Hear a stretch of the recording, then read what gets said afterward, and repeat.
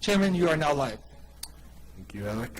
Let's call the Public Works and Utilities Committee for 7/11/22 to order. We have a roll call vote, please, or a roll call, please. Ms. Yes. Councilwoman Chavez? Here. Councilor Lee Garcia? Here. Councilor Michael Garcia? Present. Councilwoman Romero Worth? I'm here. And Chairman Rivera. Here. We have a quorum. Thank you. Next, approval of the agenda. Any changes from staff, Director Wheeler? No changes from staff, Mr. Chair. Anything from the committee? Wishes of the committee? To approve. Second. A motion for approval and a second. Any further discussion? Seeing none, all those in favor signify by saying aye. Aye. Any opposed, any abstentions? Seeing none, motion carries. Next, approval of the consent agenda. Any changes from staff? No changes from staff, Mr. Chair. Anything the committee would like to pull? What are the wishes of the committee? Move to approve? Second. Motion for approval of the consent agenda. Any further discussion? All those in favor signify by saying aye. Aye. Any opposed, any abstentions? Seeing none, motion carries. Next is approval of the minutes from June 27th, 2022. Any changes from staff? No changes, Mr. Chair. Anything from the committee? Move to approve the minutes. Second. Motion for approval with a second of the minutes. Any further discussion? Seeing none, all those in favor signify by saying aye. Aye. Any nays, any abstentions? Seeing none, motion carries. We're on to presentation informational items. First is wastewater management sewer collection line update. Mike Dozier. Welcome, Mike. Good afternoon, Mr. Chair.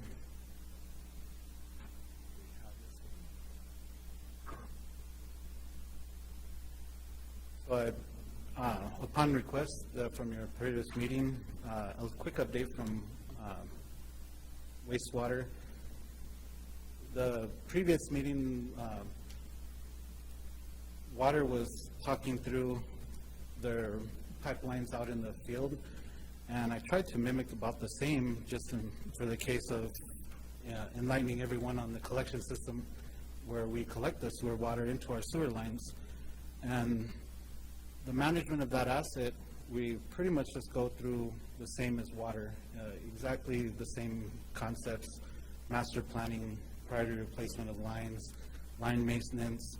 We start up capital improvement projects, and we do point repairs and priority repairs. Now, the master planning, we utilize it for having the engineering firms come in, give us good ideas of how future uses for the collection lines and the design, overviews of industry changes or standards over time, a roadmap of where our planning goes, where we get these CIP projects and all. And we do them on an average of 5 years, and this is a year that we're actually doing a master plan. Now, the master planning takes into account some information that we'll look at of pipelines, types of pipelines in the system. So as the collection system has grown over the years, it's gone from everything from clay pipes to a plastic PVC design, concrete.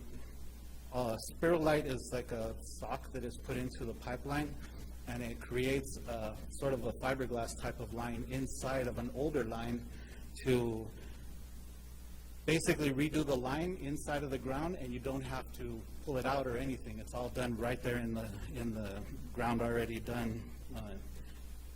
Very interesting concept, because they'll go in, put in the actual line, but then they have to send a sort of a rover through there that cuts out the holes of all the services that feed into that line. So very, very cool technology that they've got in place. Age of pipe, you can see there that some of our pipes are from 1919. I mean, very old pipes.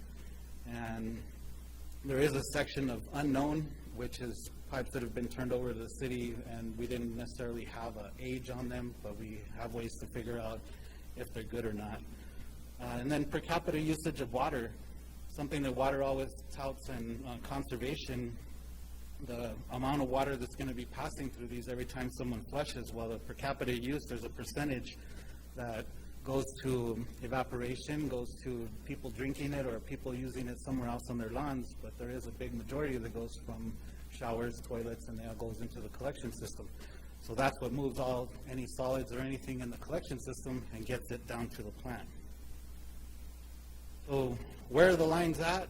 Pretty much everywhere from Monte Sereno, Hyde Park, all the way down to Paseo Real, Los Piñones area, Highway 14, stretching the whole grade across. If you look on the map there on the side, a little legend, you'll see that there's the CIPP HDP is a plastic style pipe. There's clay lines. Clay lines are amazing. They last for years upon years. The only problem with clay lines is about every 4 to 8 feet, depending on the clay line they put in, there's a gap, and that seal is the issue. So that seal, once it breaks, you get roots and stuff that grow into the line. Now, a lot of that system, we look to changing it out or doing the lining with the other pipe bursting styles, and that helps and goes and makes it perfect. Some of them, the issue is if you get a collapse, you try to dig in the ground on one spot, and it may chase half a mile of moving. Every time you get another scoop out, it just collapses down because that pipe's just kind of formed into the ground. So very large array of pipes all over the city, and we have on the normal 2 to 3 crews that are just out doing everything from stoppages, clearing them, to just running what they call a rotter or line flushing just to clear out the lines. So that's where we started moving into priority line replacement. Now, everything that gives those segments of line what qualifies them would be the amount of stoppage calls we get over a year. On average, we probably get about 240 calls a year. If you lay it out and you say it's 2/3 of the year, but it doesn't necessarily work that way just because you may have 3 or 4 stoppage calls for one stop. So a stoppage would be anywhere that anything's blocked that line and it's starting to come up and try to get to the street or backing up into a house or something. So the other thing we go by is film data. We actually have a rover that videotapes the inside of lines, and in a few seconds here you'll see some pictures of the actual insides of lines, what we look at. There's actually a few people at the facility that will sit there and look through video, and the person that's actually videotaping it will tag spots and points. We'll look at that in a moment also. And then the age of the pipeline. How old is it? Is it something that it's just beyond repair of age that, it's probably rotting away down there?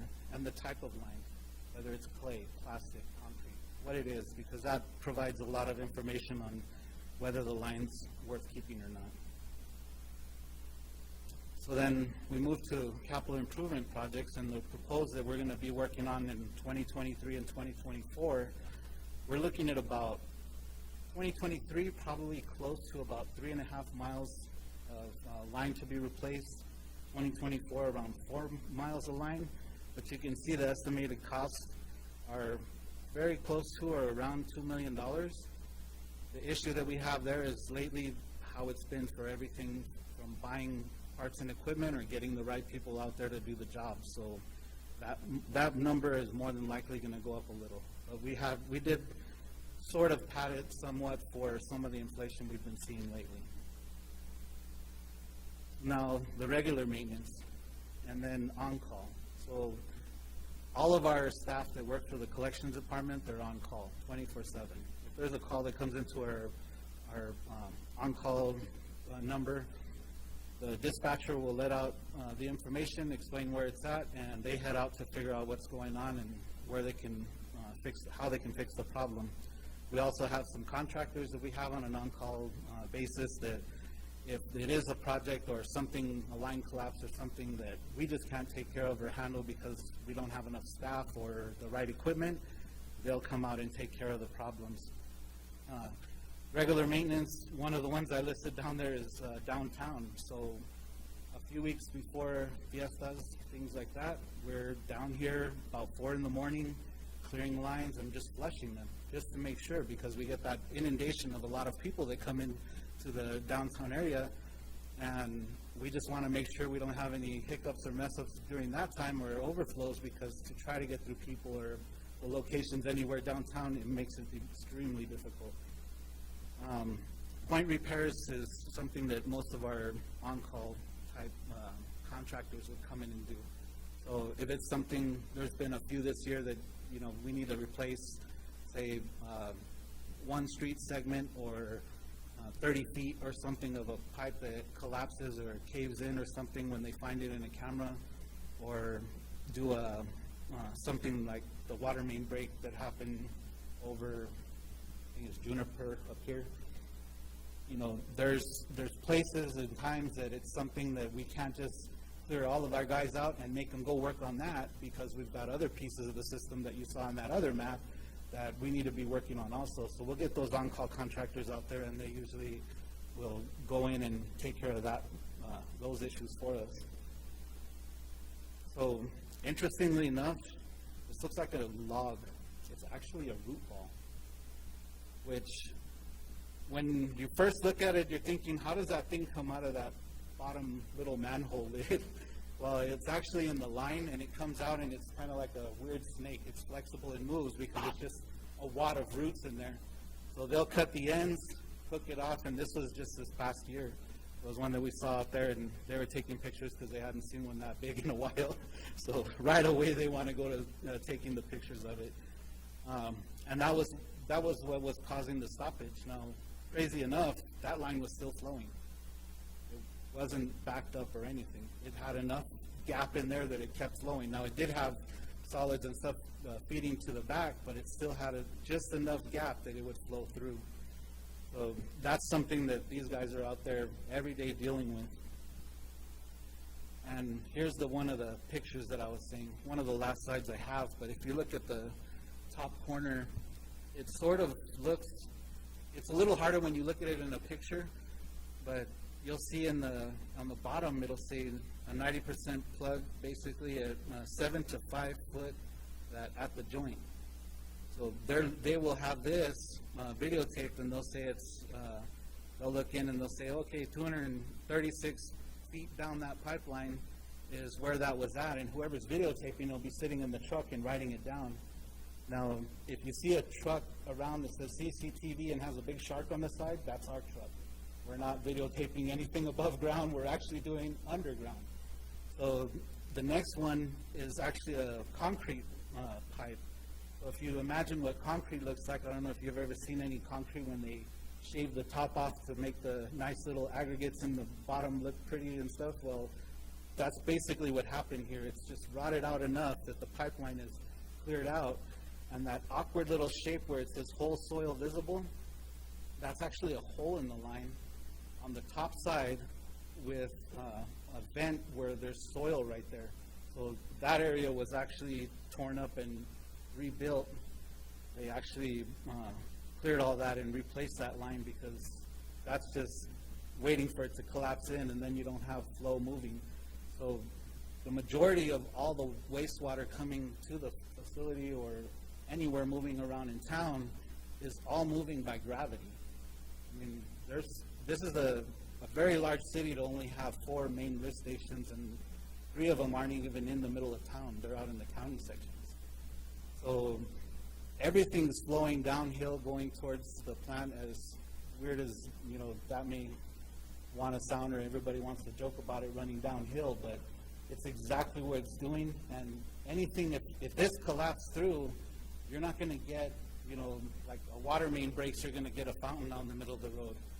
This breaks, it's just going to fall in, block the gravity feed, and that pipe's just going to fill until it gets to the point where you just don't have any more space for it to fill, and then it'll start coming out of manholes. And that's the last thing we want to see. So then the third picture down on the edge is where it taps into a line coming in, and everything has eroded around that upper edge. You can see how pitted and weird it looks on the sides. also all the aggregate gets showing on the side of that concrete. And that line is just, you know, the wastewater tends to have a gaseous chemical in it, hydrogen sulfide, and it just, concrete doesn't work well with that. It'll eat away from that concrete. So CCTV like crazy on every line that we can get into, and that's literally just a long job that someone has that just goes through and looks at all of the videotape of everything going through. We probably have around 3 or 4 terabytes worth of nothing but video of sewer lines. All of the sewer line images will go into everything else of either priority line replacements. You know, if it's something like the center one, that immediately jumps to priority line replacement and gets it out of the CIP file. You know, something more on the end is it's worn out, but we don't have any breakage or holes or any exposing to soil or anything. So that would probably more jump onto like the CIP if the whole neighborhood looked like that. If it's just that one service, then we'd peel that one out and try to do a priority line replacement on that service. The sections with the roots, that turns into more going in for us either cleaning it. We have a system called a rotter that actually goes through and kind of cuts the root out. Our Vector trucks have high pressure spraying nozzles that can do the same with water, cut it out, pull it out.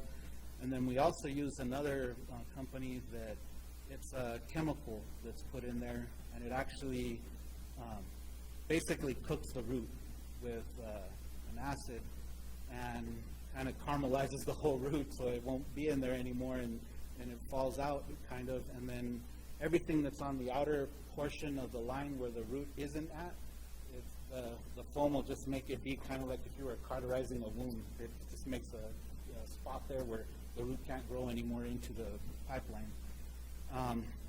That process, it's actually a company called Duke's Root Control, and we've been pretty much every year that I've been at the waste facility, we've been going about $20,000 to $40,000 more every year, coming asking for more for it, just because it has been a positive help on the system. Now, we have certain neighborhoods that there's more trees, more roots growing, and those are the neighborhoods that we really like to hit with it because that's where a lot of the stoppage calls come from. If I don't have a camera crew that can be out there cameraing every single line every day, I'm never going to know that that root's in there growing. So with all the lines that are out there, and the smaller the line, the harder it is with the camera because our actual little rover can get into 8-inch line, but anything under that, we have to use a different kind of camera that's just sort of a cable on a pole, and we can only go about 50 feet with that, as opposed to the other one that we can go 200-300 feet driving this little thing and bring it back. It's kind of like a little RC car with a video. You're just watching the whole time from the truck. But that's all I have, and stand for any questions. Thank you, Director Dozier. Any questions?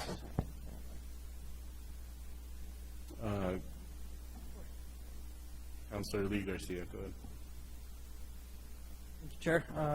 Just a quick question, I guess, in terms of the overall stress of the system, and especially with our growth on not just the system, but even the treatment plant and so on and so forth. And what do you see as the future of what's needed to continue to be able to keep up with the demand? So the interesting part of that,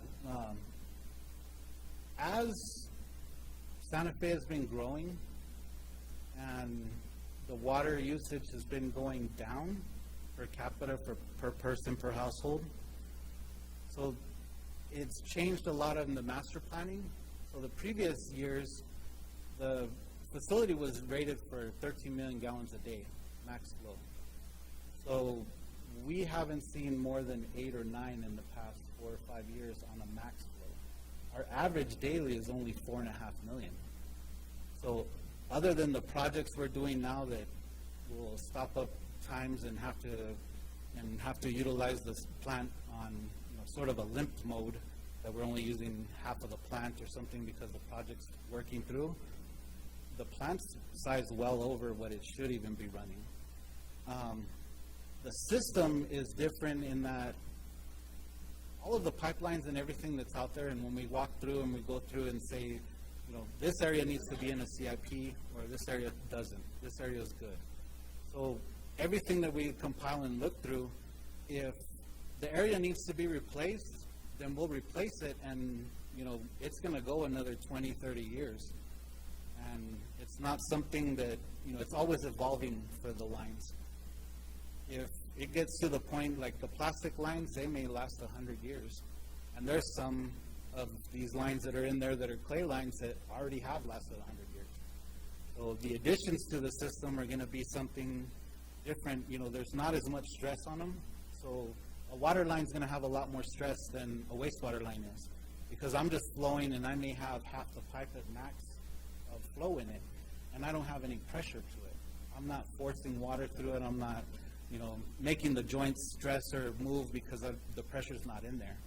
So I believe the system is strong enough to survive years on end, and we just take time to go through and find those hot points that need to be repaired and just get in there and take care of them each year and keep focusing on not stopping having that consistency of going in and doing the CIP projects.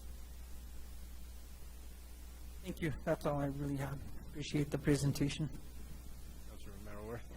Thank you, Mr. Chair. I just wanted to thank you for the presentation. I think it's, and thank the chair, and I think these are really interesting things to kind of walk in your shoes remotely through these kinds of presentations and understand some of the things that you all deal with and how you think about it, and you know, just the nature of the system overall. So I really want to thank you for coming and putting together that slide presentation. It's very interesting. Thank you. Thank you, Mr. Chair. Michael Garcia. Thank you, Mr. Chair. Thank you, Mr. Dozier, for the presentation. And I know this presentation focused around a lot of the sewer lines and whatnot. Is it possible maybe next week to get an update, or in a month, around the plant or the plants themselves? I know that there have been some challenges in the past, and we've worked to remediate them. But just for the public's sake, to kind of get an up-to-date where are we at, what's happening, that type of stuff. Just I think it's beneficial for the public to know what's happening, what we fixed, what might need to be fixed, that kind of bigger holistic picture of the plant. Yes, sir, Councilor, I can work on that. Okay, awesome, thank you. With that, no other questions. I appreciate the review. I guess my only, this is what I had asked Jesse last week in regards to the infrastructure, and when we're seeing things like the roots. I know, for example, like in my house, I think it's clay pipes I've got from the main sewer line probably to about 6 feet into my property, because that's the same challenge. Every 4 or 5 feet, we see clumps of roots, and if we can identify those problematic areas and how to get them fixed, because if we've got our team spending, I don't know, how long did it take to have that team pull out that gigantic root? I want to say it was an entire day job. If we can have them doing other stuff besides pulling out a root, and try to be more proactive and identify those kind of more aging problematic areas like the clay pipes, where we know there are going to be those gaps, and if we can fix it by, usually it's like sticking a pipe in a pipe type of deal. Let's begin to work on that. But thank you for the overview. It's very interesting to see what our sewer system looks like. I mean, not fun stuff. So thank your team for all the work that they do every day to keep things flowing for us. Thank you. Thank you, Mr. Chair. Director Dozier, is it Sparrow Line? Is that what it's called? Sparrow Line? Are they still doing that? I used to see them frequently, and I don't see them as much anymore. So they are, the actual process has changed a little.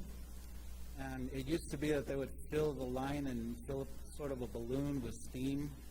And now they have a little bit different process that, it's funny, the previous, it was a pretty large vehicle that was out there and big truck. I mean, they're feeding it through and you see these lines of cable going down and, you know, it's this wonderful big event, and now it's knocked down to a couple of vans. It's crazy. It's pretty much the exact same thing. It's just a little bit different process that they've got now that can feed the stock through, and it's a lot less labor intensive. And I mean, the last two that I saw done were on an 8-inch line, and I was pretty surprised that it was 2 service vans. I mean, nothing too large.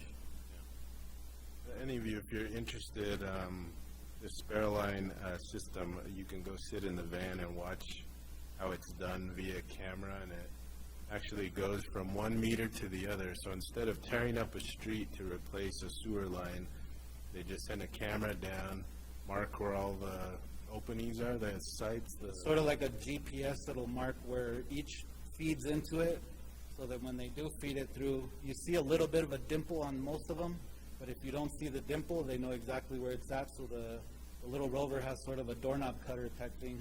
It'll just cut through and drive on to the next one. So they fill one pipe with the liner and then they go back and cut the holes out. It's a really neat process and really saves us a lot of heartache from having to tear up an entire street from manhole to manhole. So get a chance to, I would recommend.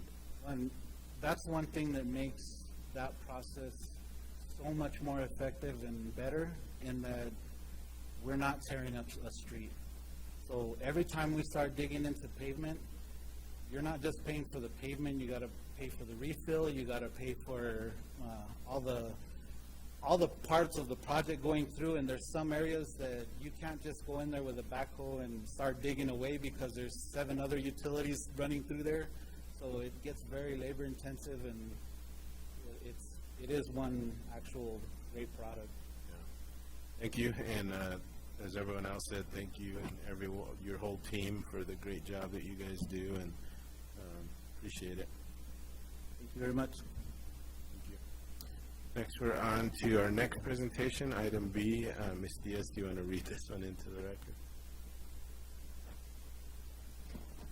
Public Works Facilities, Parks, and Open Space Capital Projects Status Reports, Regina Willer.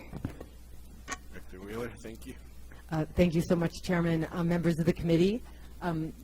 We're really excited to continue our capital project status report that we started at the last meeting when Ramella gave the update on the roadway and trails capital projects that are underway. A lot of exciting, this is 95% grant funded from NMDOT capital projects that Ramella reported on last week. This week we'll give you a report on the parks, stormwater, and facilities projects that are underway.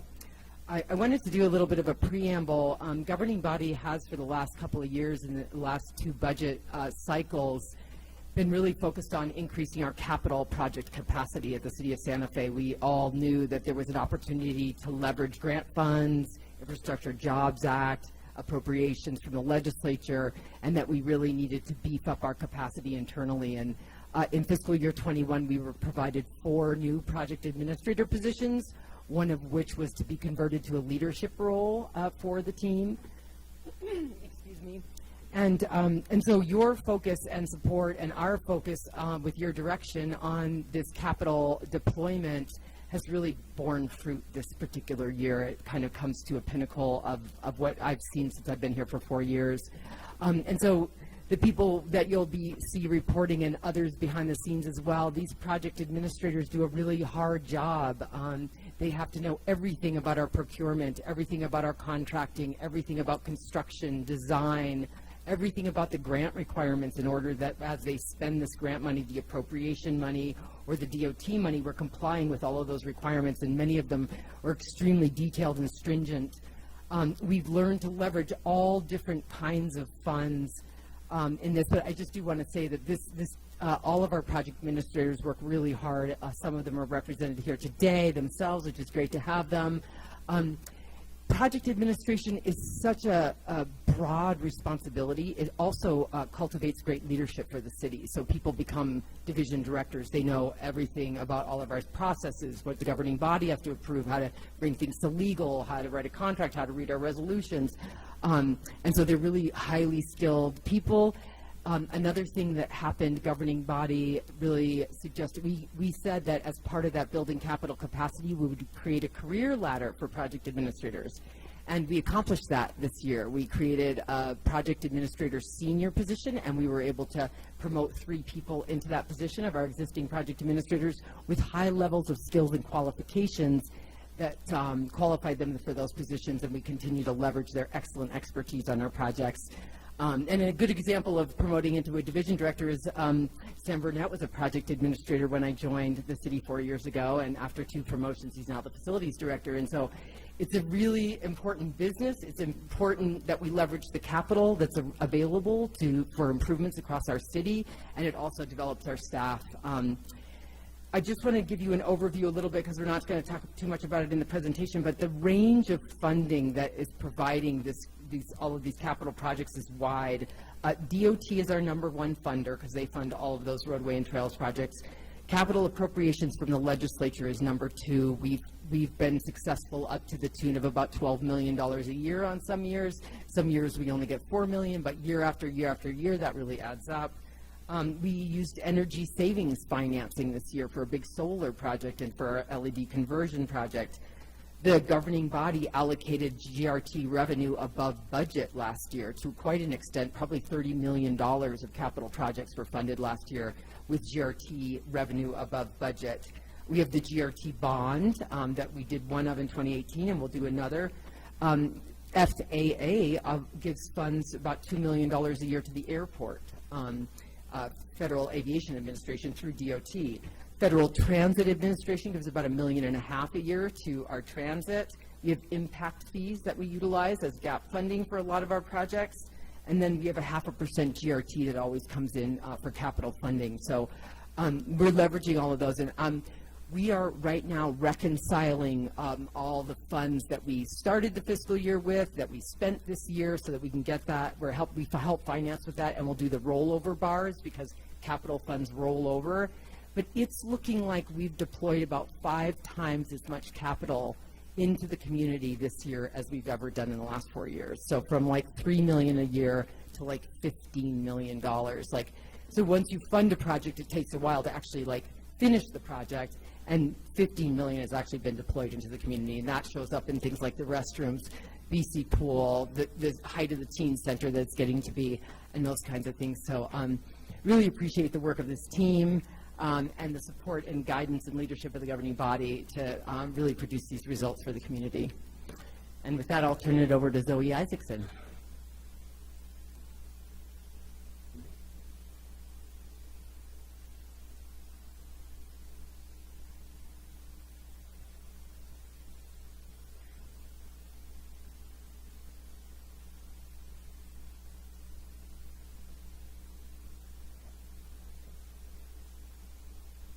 Zoe, will you turn your mic on and then talk closer to it so, I don't know, if everyone can pick you up, I think. Could people hear me? Do I need to repeat anything? You're on YouTube. Okay. Would you like me to go over that again?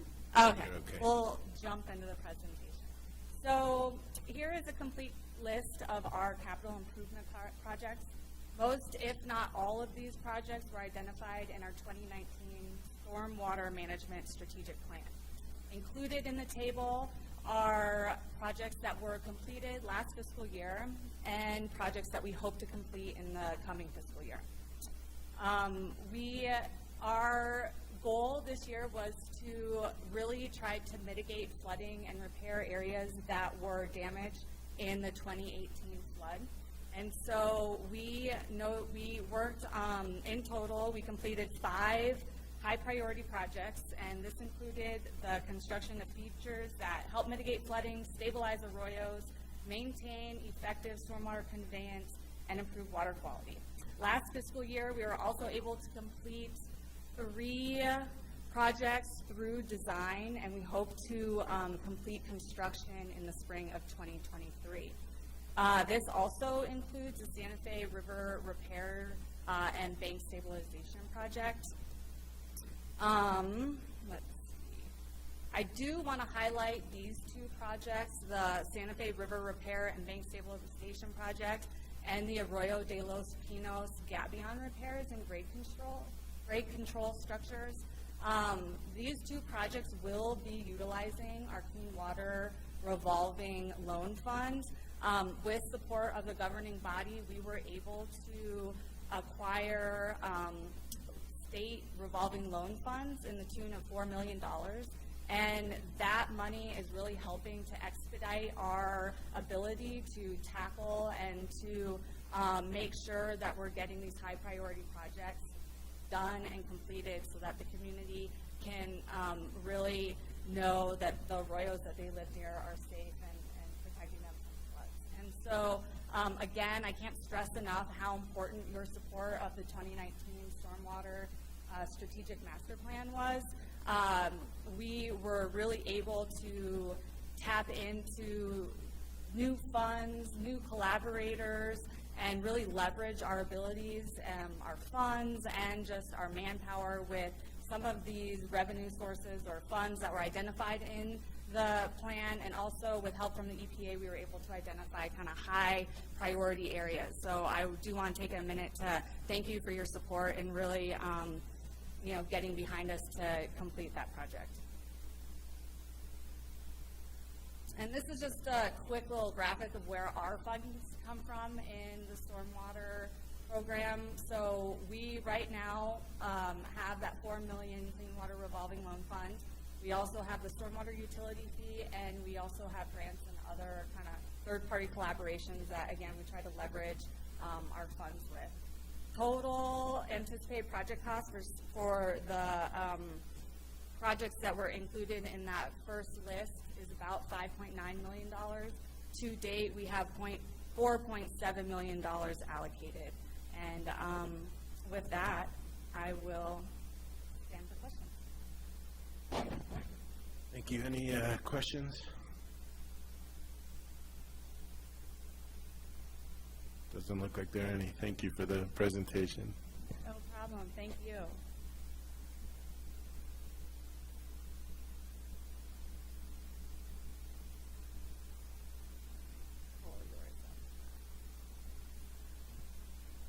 Yep.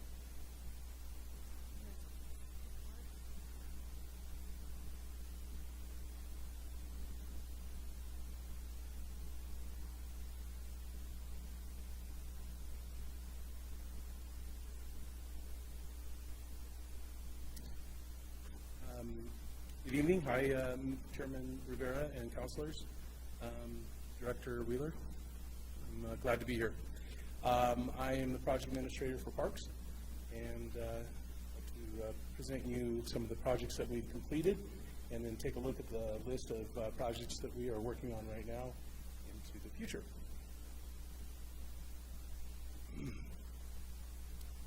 We recently completed the Swan Park Keith Haring exercise court. This was a collaborative effort with arts and culture, and the court has been designed for adults of all abilities. It's fully accessible, and there's potential for digitally activated information with a free court app. If you haven't been there, it's pretty cool. And I'm not sure if everyone knows who Keith Haring is, but his art is very, very neat. And so it's very clean looking, very fun. I've been over there and have seen people of all ages, kids jumping around playing with it, older adults. It's a fun project, absolutely. That was completed, like I said, recently, and we will actually have a ribbon cutting coming up here shortly, and you will all be invited for that as well. Regal Park. Actually, the center picture, there are some of our counselors there, and I appreciate you guys showing up for that. That was a lot of fun. As you know, or may not know, the existing main slide that was part of that structure was deemed very dangerous. Looked like there were some design oversights from the company that put it out. We felt that it was time to get rid of it, and as many of you know, putting in the new slide was a priority. It took a while, and that was a lot of it was due to trying to get the materials here. As everything else is in this world, you order it and you wait. However, we did get it finished.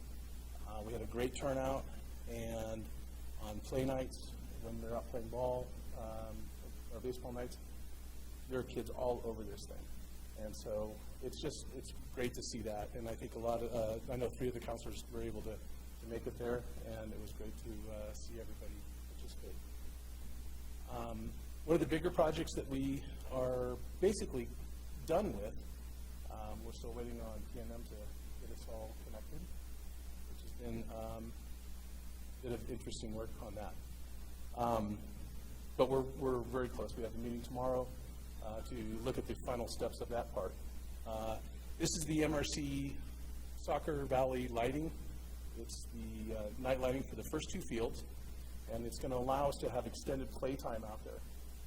This particular project was also utilizing Santa Fe County matching funds, and so we were able to combine some funding on this project to extend it and do more work.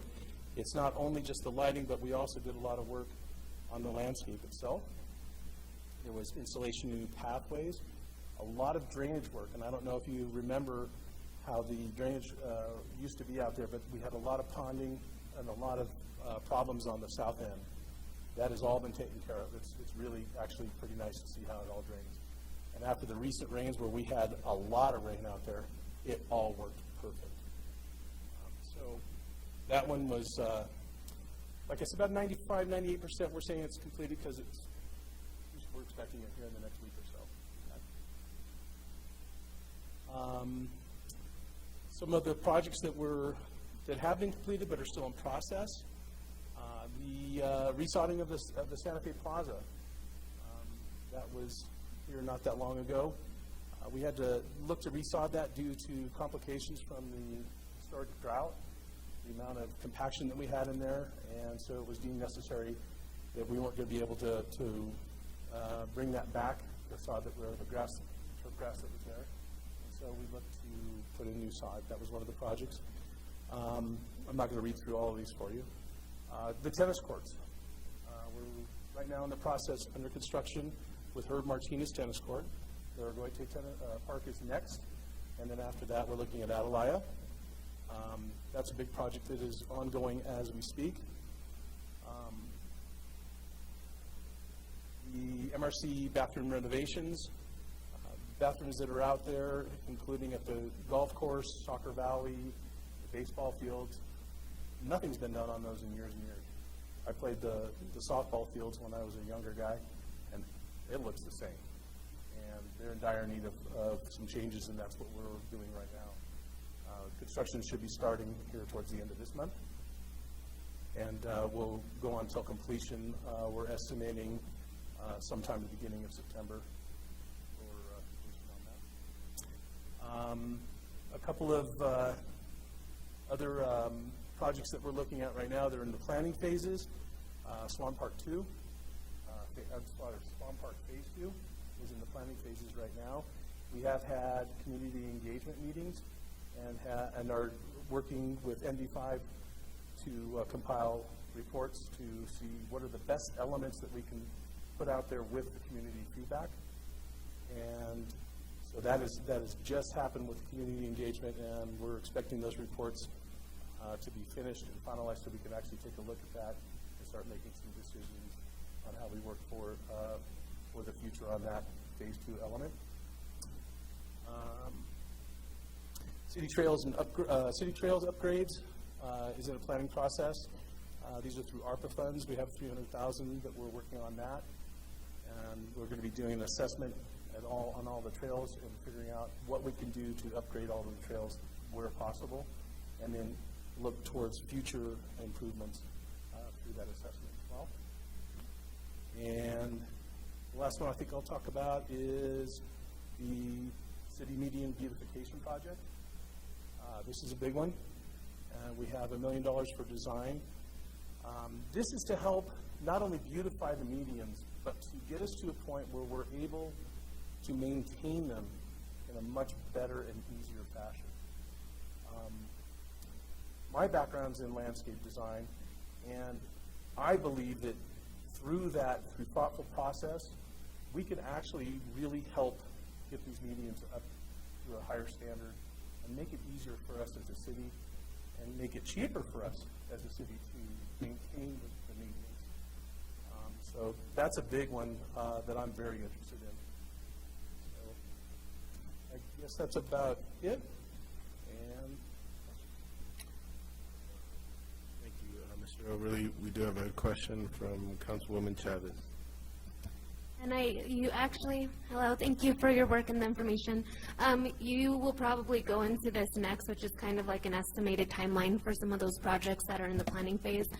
But something that caught my eye when I was reviewing the packet was the timeline for the Regal Park baseball field renovation.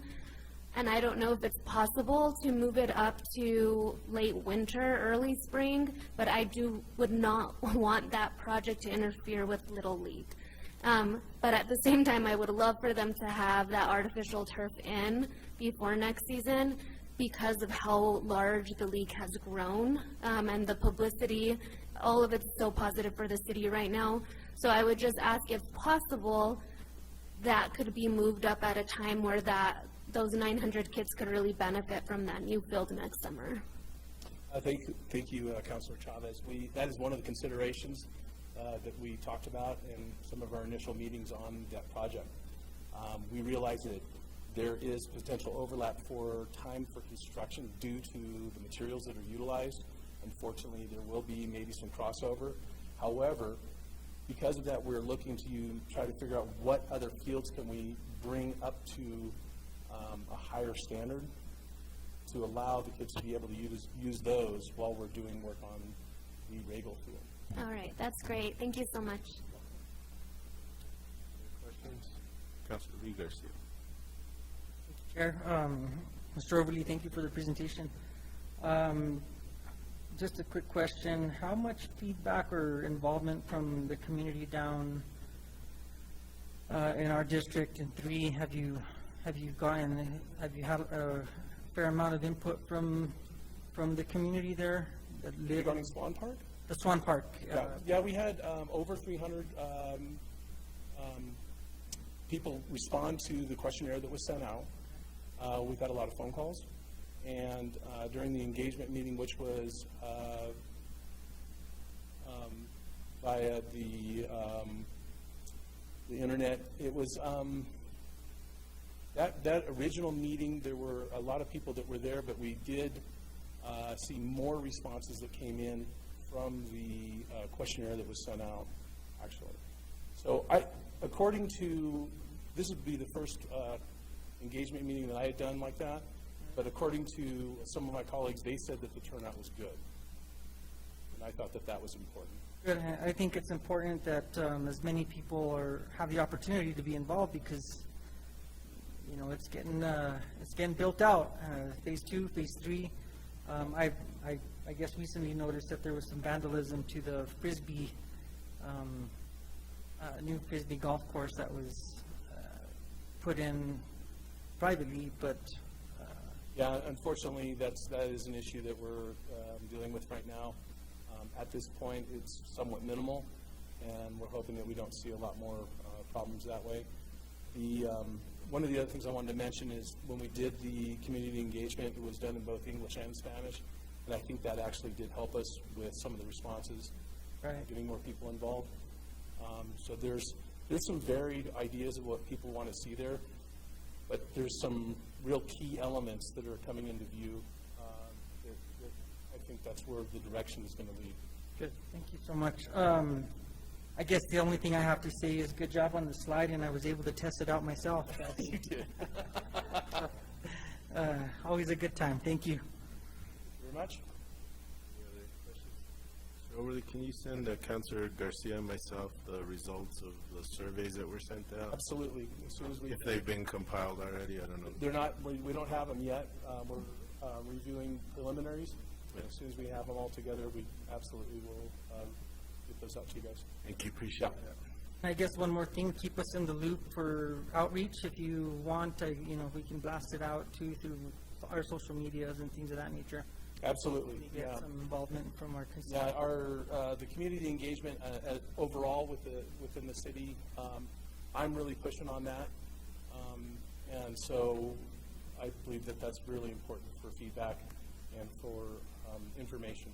Absolutely, thank you.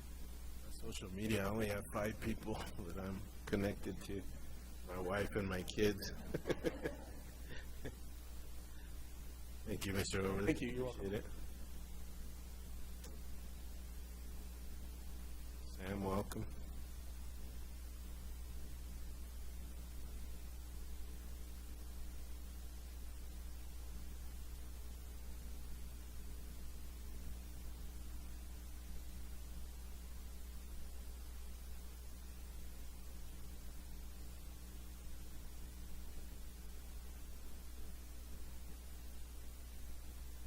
Good evening, Mr. Chair, councilors.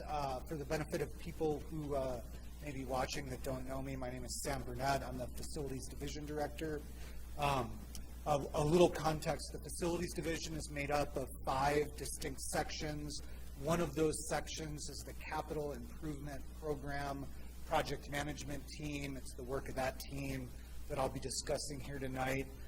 I would also like to point out that in addition to the work covered by this presentation, that team is very much involved in working on projects using operational funds from the Facilities Division, from Midtown Santa Fe, from the Santa Fe Rail Yard, and also in assistance of other departments and divisions throughout the city. So they really are a very hard-working team, kind of working all over the city, and I want to give them the credit due. So with that, I'd like to talk a little bit first about the projects we've completed to date this year.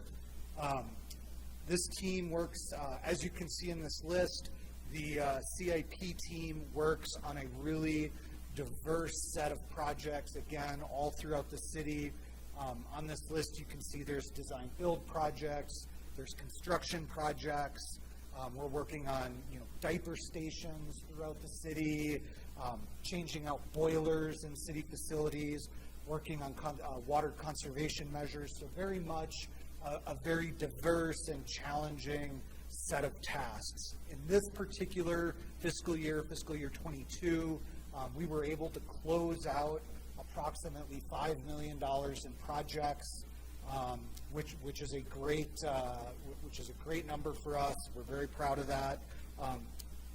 In addition to the projects we've closed out, we've also made substantial strides in completing ongoing projects that are still currently being worked on. This next list of projects, again, pretty diverse, covering a lot of bases: city solarization, rebuilding the roof and clear-story structure at Fort Marcy. We're doing a lot of work, both design and construction work at the Rail Yard Park.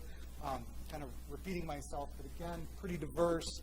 We have a lot of things going on. These current projects in process with encumbered funds right now total about $33.8 million.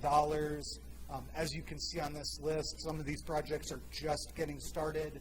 Others we've made some pretty serious progress on.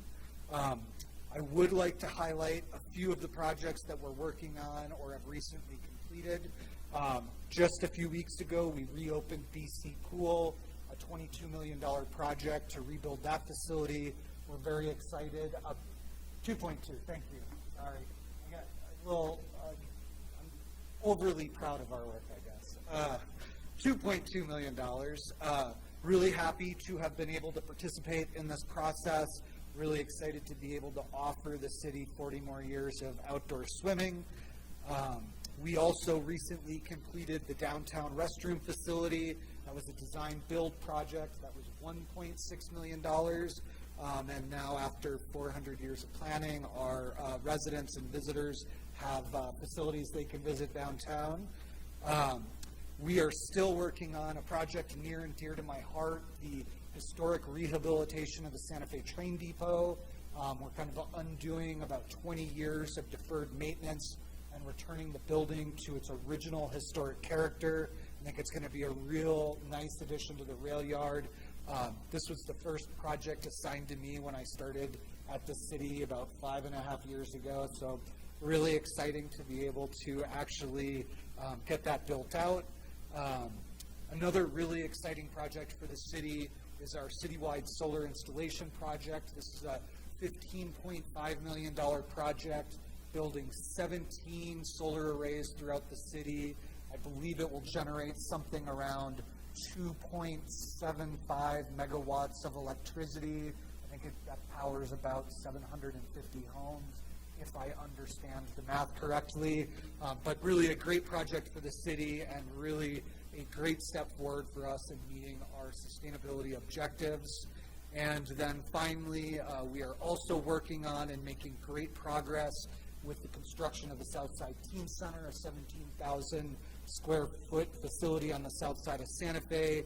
Long overdue for that community and greatly deserved, that we're really excited to be working on. I would like to say that all of these projects are really made possible by people outside of our division. Director Wheeler has been really instrumental in providing us leadership and pushing hard to make sure we have the resources we need to execute these projects. Of course, the governing body for your support and vision, as well as the mayor's office, the finance and purchasing departments. So thanks to everybody who helps us do what we do. And with that, I'm happy to stand for any questions. Mr. Burnett, any questions for Mr. Burnett? Councilwoman Romero. Thank you, Mr. Chair. I just have one quick question. This thing that says new central library programming planning is 10% complete and the cost is $300,000. That's the Fogelson Library study, is that right? Correct. Okay. Chair, Councilor Romero Worth, that is the kind of revisioning Fogelson Library. Okay. And what's the, so you got 10% planning complete. What's, I don't know, tell me a little bit more about the trajectory of that study. Absolutely. So, Mr. Chair, Councilor Romero Worth, we have gone through a process of kind of developing initial scope, working with internal stakeholders on the process of scope development. There was a visit to the new International District Library in Albuquerque before its opening to kind of see what other modern libraries are looking like. The week of August the 1st, we have a reconvening meeting of the city team, as well as some outside consultants we're going to be working with to solidify that scope and then begin developing a final scope and kind of design or design build package that I would assume will probably somewhere, depending on how it unfolds, I would estimate a 6 to 12 month window for the completion of that project. That would launch into an actual architectural design project. And then I think there's room for discussion about whether that would be design bid build or if we would explore using a design build model for that. Chairman and Councilor Romero Worth, if I could add to that, funding this big project will be a big piece of the puzzle. And we've looked at the possibility of course it could be in the GRT bond, so we expect later this fall, if we have a window of compliance between the two audit due dates, we could conceivably put it there, but it's a big, big number, probably over 10, airport size. We could do a geo bond that might have public safety. There's quite a bit of infrastructure public safety needs, training facilities. They need remodeling on their fire stations. The public likes to support public safety infrastructure improvements, as well at Fire Station 2, complete the funding there if we don't get it from the legislature. And then the Central Library would probably be another potential for a geo bond, which would go to the voters in the fall. So there's the GRT bond, there's the GEO bond, and of course, these are all on the list for the infrastructure capital improvement plan, the request to the legislature as well. So that'll be a piece of the puzzle, is putting together the capital stack for the project. Yeah, that's great. I was going to ask about that.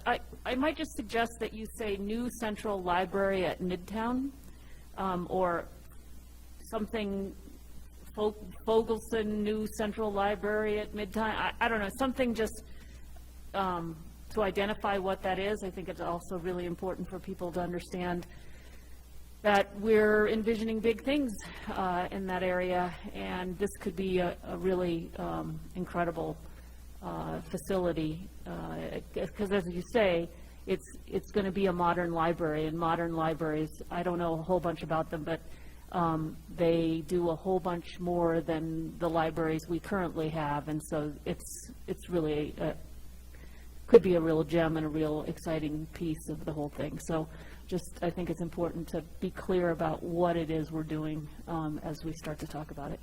Thank you, Mr. Chair. Thank you. Any other questions for Mr. Burnett? Seeing none. Is this the end of the presentation?